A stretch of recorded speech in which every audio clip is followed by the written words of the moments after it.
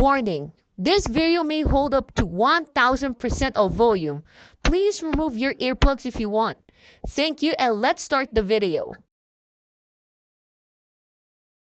Kilala sa atin bilang Most Outstanding Public Affairs Show host at Most Outstanding Public Affairs Show sa programang Wish Ko Lang. At syempre kung si Fatay sa inyong lahat. Asa na? Yung ano mo? Ay, Kalimutan mo sa bahay.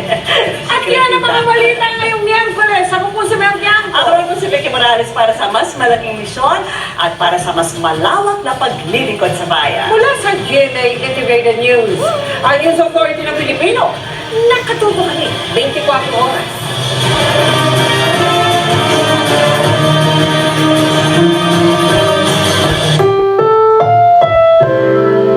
Ang programang ito ay rated SPG. Striktong patnubay at gabay ng magulang ang kailangan. Maaaring may masiselang tema, lengguwahe, karahasan, sexual, horror o droga na hindi angkop sa mga bata.